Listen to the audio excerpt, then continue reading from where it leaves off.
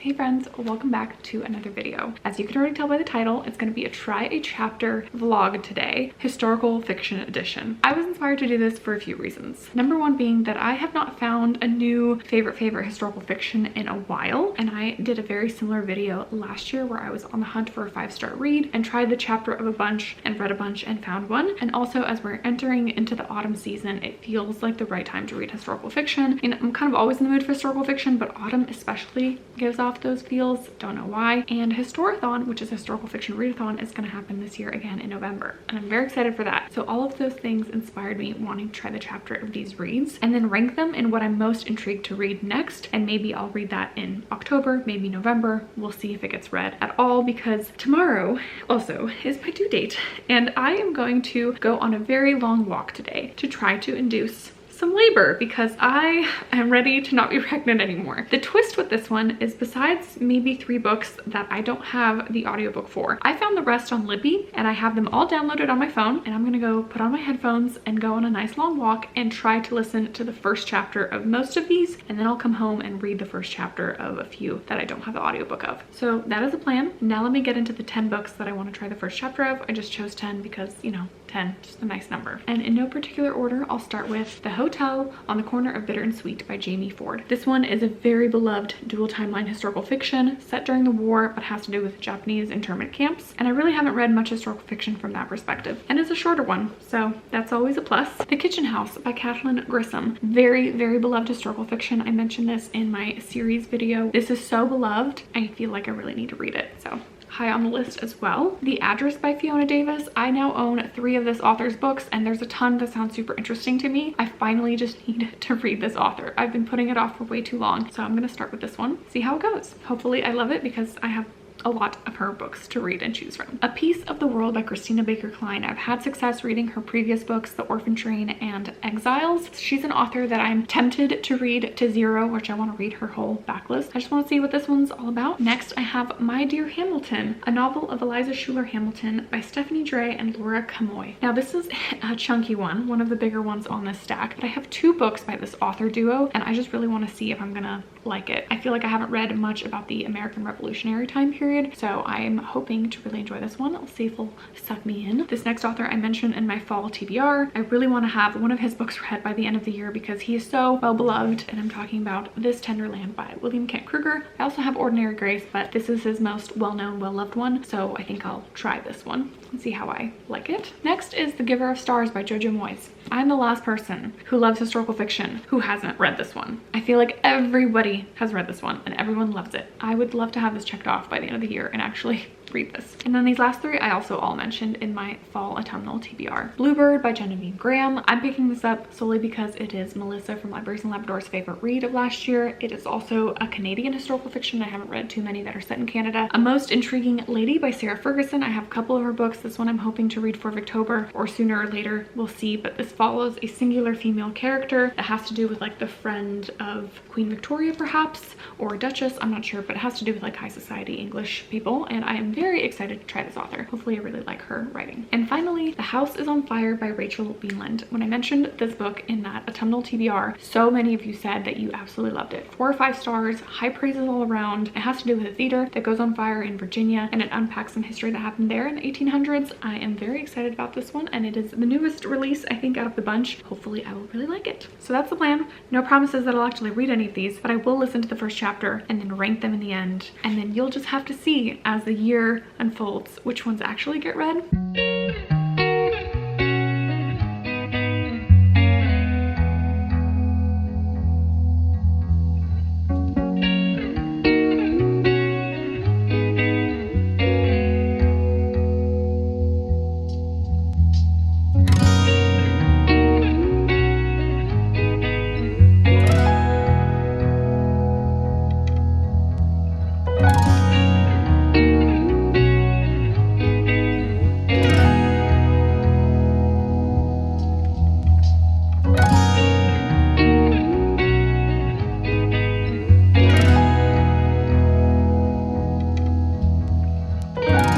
think I ever got to show in a video that my little free library is done. I think I posted on Instagram, but very proud of it. It's very large. 3 levels, fiction, puzzles, children's, and nonfiction. It hasn't been getting that much use. This is a really busy street, but it's hard for people to like stop in. But I'm excited. It's my yellow beehive library. I still have some paint and I want to like paint little bees and stuff on the side of it. There's a really huge gross spider right there, but I ain't gonna touch it.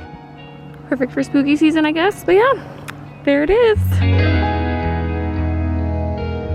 Alright, so it is the next day, officially my due date. I don't know when you're seeing this, but it is Friday, September 22nd, 40 weeks pregnant. Baby's still here, even with all of my curb walking yesterday and my spicy pizza and raspberry leaf tea this morning. But what's been taking my mind off things is all of the books that I got to try the first chapter of. I did about 4 or so yesterday. I had a really bad night. I couldn't sleep. Pregnancy insomnia. I read a bunch or listened to a bunch during the middle of the night, and then I finished a few today and this morning. So I have my official ranking. Some of the middle ones could be interchanged, and I'll go through each of the books and what I thought about them, first impressions, and which ones made their way to the top of the list. I do have a top physical book and a top audiobook that I think I will 100% get read in the next month or 2. And there were no duds either, so I do still want to read all of these. So this is my quick peek ranking of all of them in order. I'll start from the bottom and make my way to the top. All right, so bottom of the pack is A Piece of the World by Christina Baker Klein. The gist that I got from reading the first chapter is that there is this older woman who lives on some farm, and there's a younger man who lives nearby who's a painter, and he comes to paint her in a portrait. And there may or may not be a relationship that develops. That setup didn't really do anything for me, and I don't totally care about art in my books for the most part, but that setup and that relationship, like there was nothing at stakes, there was nothing at play, I wasn't pulled in, so this was the bottom of the pile. I still really love this author and I still want to try this book. It's a short audiobook too, it's only 8 hours, so I'll give it a go at some point, but it's at the bottom of the list, not really gripping me. Then in number 9 comes A Most Intriguing Lady by Sarah Ferguson. Now this one wasn't bad either, and I'm glad there was an author's note in the beginning, but if anything, this made me want to read her first book, Her Heart for a Compass, because in the author's note she says that this character, Mary Montague Douglas Scott, is introduced and mentioned, and a family is mentioned in the first book. So I feel like I should read that first, which I do have before reading this one. I don't think it's important or crucial, but for some reason I feel like I need to read her first novel first. But it's set in Scotland, which I kind of like, and there seems to be a love story that will be developing between 2 characters. There's a young 17-year-old girl that catches the eye of someone who's there in this castle for like the hunt, visiting this fancy family. So even with coming in number 9, I would say this one is like far more interesting to me than this one, which goes to show where the other ones stand. But I still feel like I want to maybe try Her Heart for a Compass first before picking this one up. Next is The Address by Fiona Davis. I didn't mention in the intro, but all of Fiona Davis's books are set in New York, and they're around a particular building and like the history of that building. And this one is going to be about the Dakota, which is an apartment building in New York. And so far in the beginning, we have a woman who is the head housekeeper in a hotel in England, and she saves a child of an architect, and he really is impressed by her and hires her and wants her to work for the Dakota, which is a building that he's designing in New York. There also seems to be maybe a love story brewing between the 2 of them, which I don't love because he's married. I'm not a fan of infidelity as a theme in books,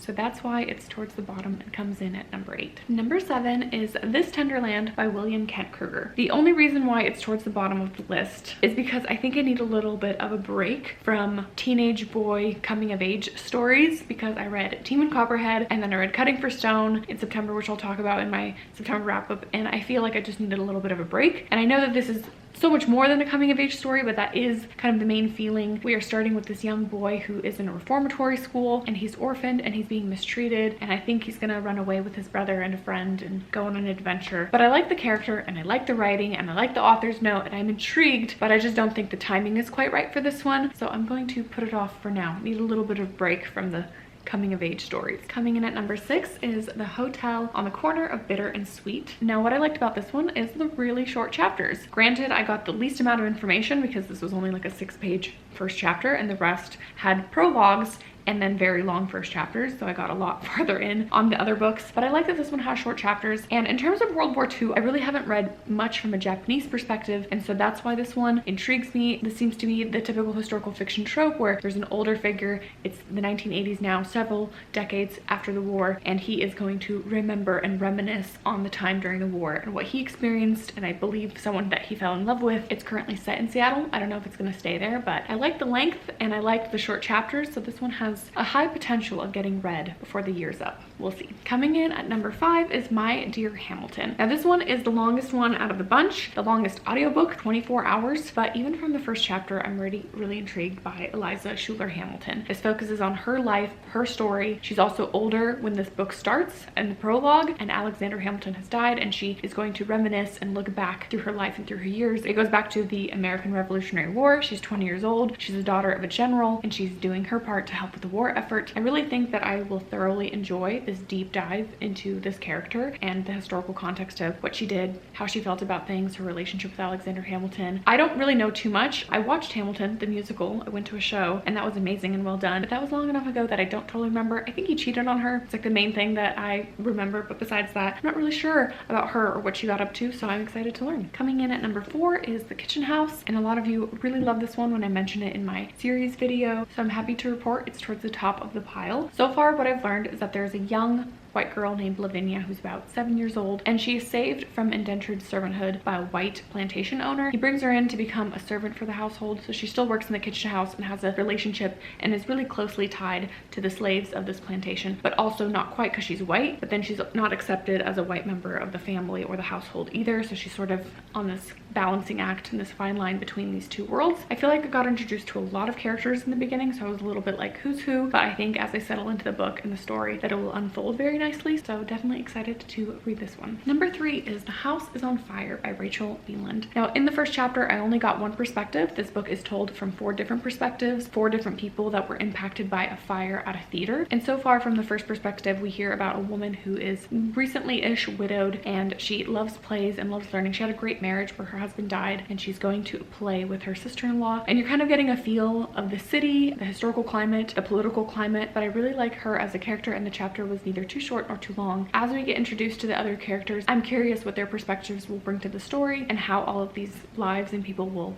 interact. I'm predicting that this will be in the Goodreads historical fiction category nominee, and so I hope to get it read before November and maybe vote for it if I really love it. I don't read the whole list like I mentioned in a previous video. Don't have time for that this year. I've always wanted to, but I try to read some of the popular buzzy historical fiction books that are released throughout the year. I've so far had no success in really loving any from 2023, but I'm hoping this one's a winner. All right, number 2, we have Bluebird by Genevieve Graham. This one also has some typical historical fiction war themes, but I like that it's set during World War I, which I haven't read too much of, and it has to do with Canadian nurses that went to the front, and they were called Bluebirds because of their outfits or their robes. They wore like a blue coat and a little white hat. We are introduced to this main character who's a nurse taking care of soldiers, and there are 2 brothers that are working in the trenches. One gets injured, and she is going to take care of one of the brothers. We also get a glimpse of the future from the prologue from a family member that is related to the brothers, and how there is some bootleg whiskey discovered in the walls of an old home that maybe has to do with Prohibition and where the story will lead after the war is over. So I'm definitely intrigued by these characters and where the story's gonna go. It feels like a short book, so I don't know how much of that's gonna be impacted, like how much I'm gonna care about these characters. How much time are we gonna spend within the war? Are we gonna get a break and it's just gonna jump into right after the war and what events unfold from there? The one thing I don't love is I think in the present day timeline, which I never care about in historical fiction. I've yet to really like one properly. But in the present day timeline, I think there's going to be a romance between the 2 characters, the one who found the whiskey in his house walls and then the museum curator. And I'm like, no, I don't have time for that. I don't want a second romance. I just want to look back in the past and know about those characters and what they went through. So that's my only like, I don't know, but I'm intrigued enough to put it at number 2. So this will be my physical read that I'm going to focus on because I don't have access to the audiobook or ebook on Libby or anything. So this will be one that I will chug away through. I don't know how long it's going to take me because I'm a really slow reader when it comes to physical books, especially if baby's going to come at any moment. So we'll see how long this takes me, but I like it and I want to read it. And then coming in at number 1 at the very top of the list, and the next audiobook that I hopefully will be starting because I really loved it and I'm pulled in right away, is The Giver of Stars by Jojo Moyes. I'm so happy that I like it. I'm so happy when I'm like, the book lives up to the hype. People were not wrong, because most of the time I have unpopular opinions about popular books and I'm like, not for me. So I was worried that this one might be one that's a little overhyped, and maybe for some people it is overhyped, but I really got swept away. I got pulled into the story. I want to know what happens. I'm intrigued by this woman character who got married and is not in the happiest of marriages, and she's realizing she's a bit bored, doesn't know what to do with her life in this small Kentucky town, and there is a library project starting learning. And so she's going to become a pack horse librarian. And I think there's going to be a friendship that develops between her and another woman. She doesn't really have any friends and she moved to the small town from England, I believe. So I'm definitely pulled in to the setting, to the characters. I feel like there will be some tragedy and there might be some villainous male characters that will be easy to hate, but hopefully everything will turn out in the end. So what I'm hoping for. The audiobook was great. It's narrated by Julia Whalen, which my unpopular opinion is I actually don't love her as a narrator. She doesn't do a bad job, like she's doing a great job in the story, but I just don't love her voice, and that's very unpopular because everyone loves Julia Whalen. She narrates all of like Kristen Hanna's books, all of Emily Henry's books. I don't know if all of Jojo Moy's books, but my number one pet peeve is her male voices. I just cannot stand her male voices. But that clearly didn't bother me enough because this book made its way to the top of the list. So